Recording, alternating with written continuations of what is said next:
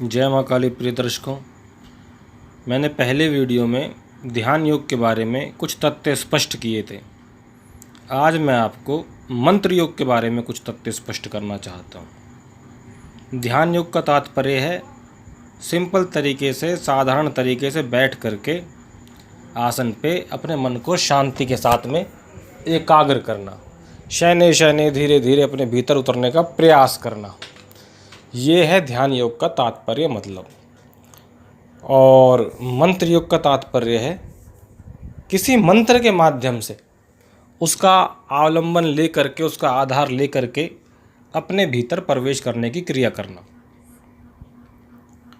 अब यूं तो कुंडली जागरण के मंत्र हैं जिनका साधक अवलंबन ले सकता है, पर ज़्यादा प्रमाणिक जो तरीका है वो है अपनी इष्ट साधना का अवलंबन लेना।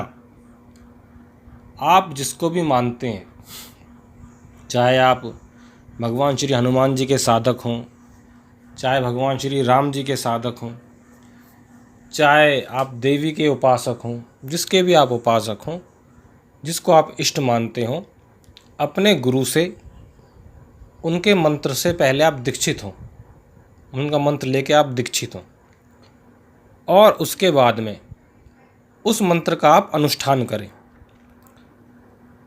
लगभग 21 दिन का अनुष्ठान आप उस मंत्र का करें।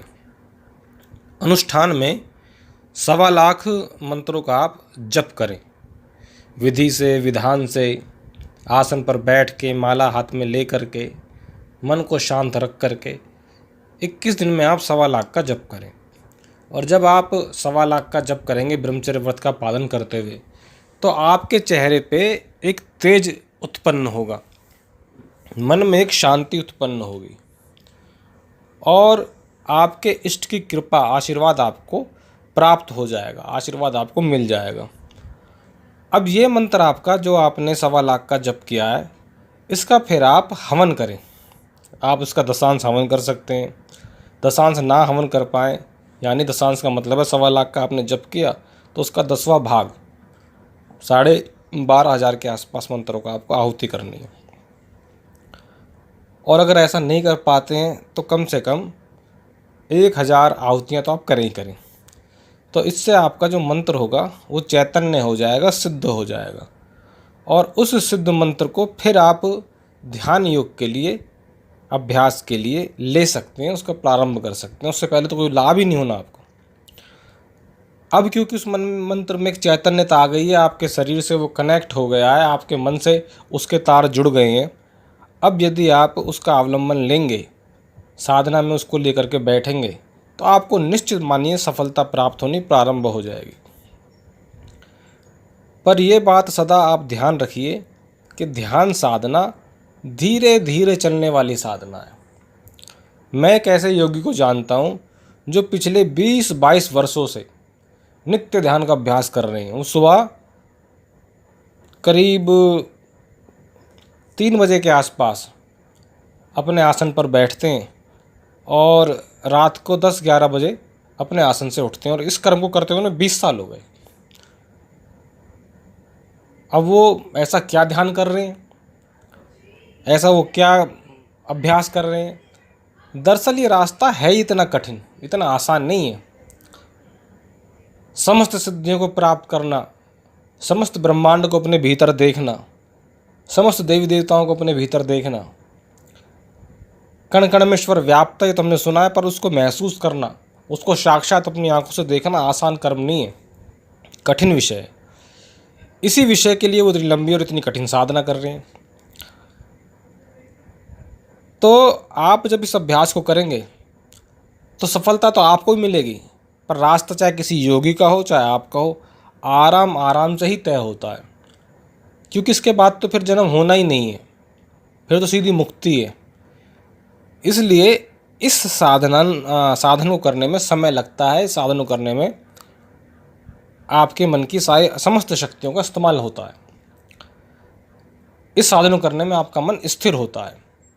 तो आपको इसमें यह करना है कि जो आपने मंत्र सिद्ध किया अपने इष्ट का, उसका आप जब आप ध्यान करें तो शांत मन से आसन पर बैठ जाएं और पहले उसका आप 31 बार मन ही मन उच्चारण कर लें।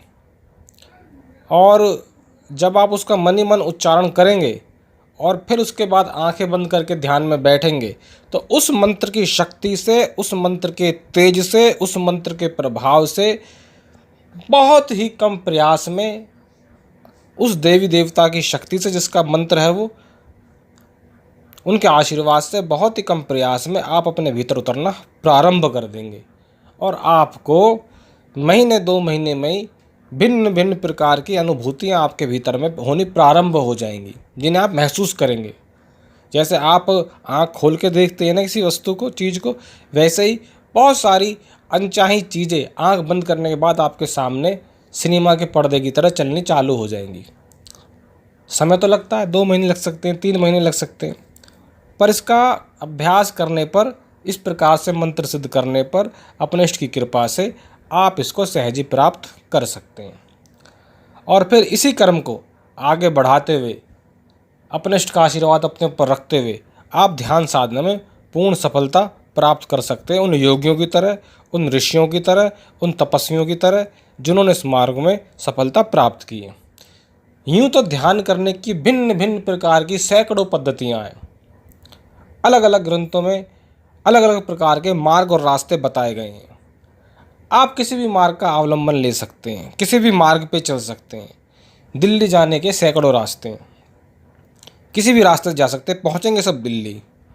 पर जिस भी रास्ते पे आप चलें, उस रास्ते को छोड़ें नहीं।